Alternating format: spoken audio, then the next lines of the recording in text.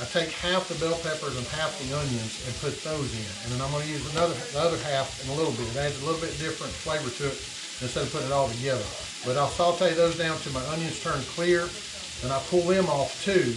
And then we make our roux after that. Sometimes you got to go back and add a little more butter to it at that point to be able to make your roux. But I'll show you how that's done here shortly also. I don't think we can pause it. I think once it's going, if you stop it, it creates another video. Yeah, I don't think so. I'm pretty sure of it. So. We could probably cut it later, edit it.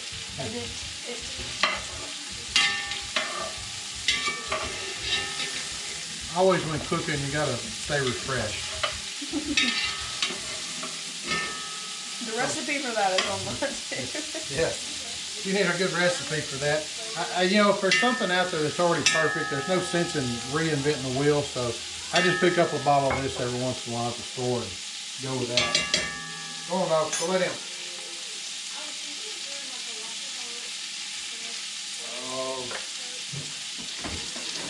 I like to wash and go.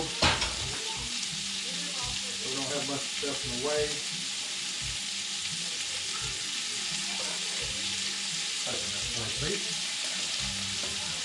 All of it. Didn't get off more. Hey. I'm gonna go. What I'm doing here is just kind of going through the bones and picking out some of the bigger meat. You know how to do that, man? Yeah. Just get the meat off.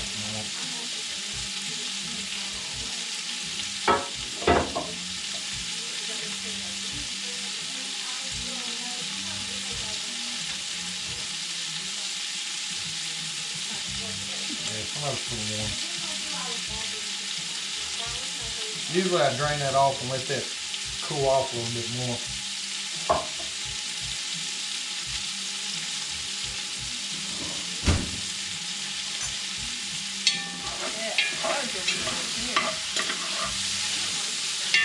As that sausage cooks, you'll notice starting. What you want to see is a little bit of browning coming in on it, on each side.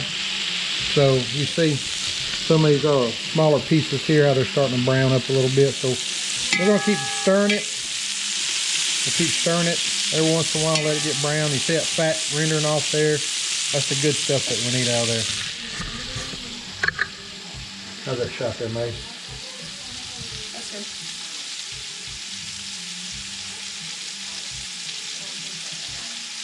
Yesterday we deboned most of this after it was cooked so we could, usually we eat it.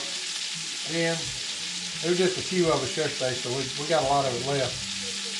I have actually before, everybody loves this recipe so much, I'll fry an extra turkey just so we can make fried turkey gumbo.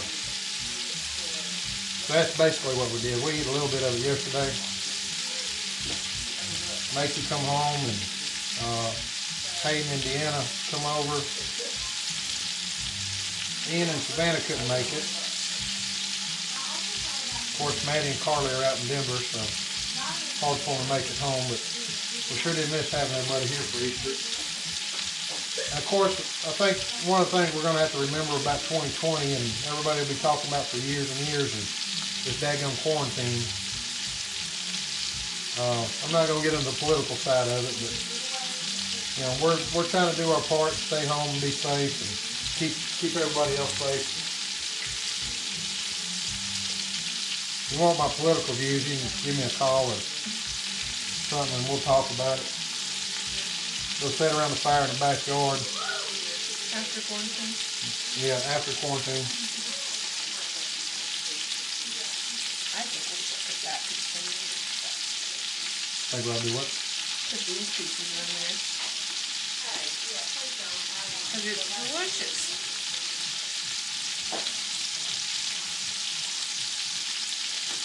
My concentration face is on.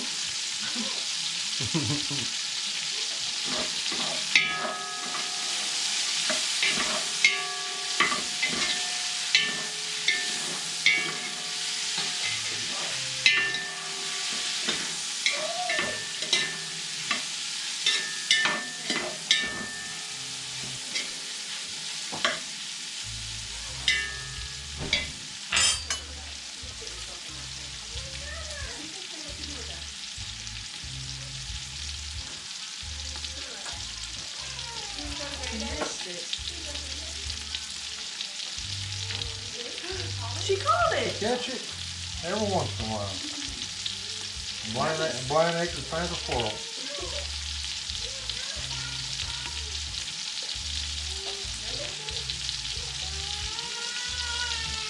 No. She caught it again. She don't like to miss that one. She didn't really. He did. He was dripping though. He was like trying to get away from it. Stepping it up. Maybe he's going blind.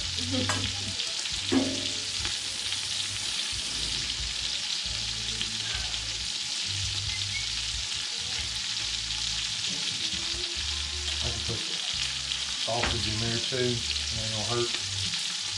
Don't go in the same part anyways. Right. Well, you gotta put things in at certain times, so.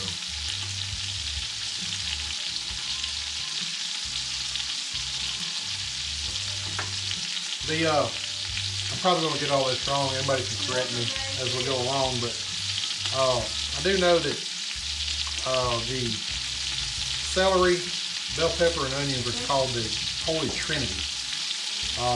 It's to represent the Father, the Son, and the Holy Ghost. So that's why the Catholics used it quite a bit. Of course, it was really, there's a lot of it down in those parts in South Louisiana at those times.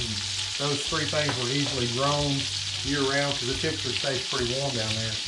So, but it's still, they still call it the Holy Trinity. There's something else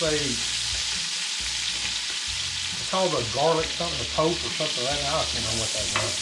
Again, one day one of y'all will correct it for me. Yeah.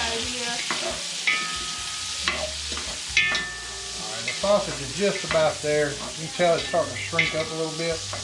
Again, we're trying to render that fat out of it. We'll use that little slotted spoon to get it out with too. Give it a couple more minutes. Another minute or so. 2 minutes, 3 minutes, 8 minutes.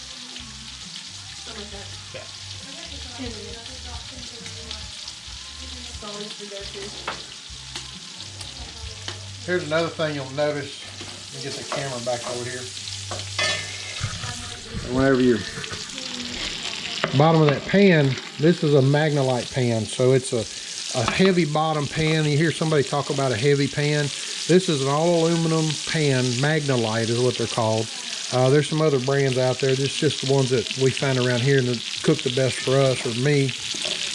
Cast iron is another popular. I don't have a cast iron this big. This is my big gumbo pot. I do have some big cast iron, but not quite this big. And for me, a gumbo, it's hard to make a gumbo small. But getting to what I was saying, you notice this stuff sticking on the bottom. You want that on the bottom. So whenever you start putting in your vegetables, all that stuff will come back up, and it'll make that everything turn dark. That's what you want. That's what makes this gumbo a little bit darker. Of course, your roux makes it dark too, but that's all part of the flavoring and part of making a gumbo, utilizing all that goodness down in there. So I'm gonna start pulling this off. I'm gonna cut the fire down so it won't pop so bad on me.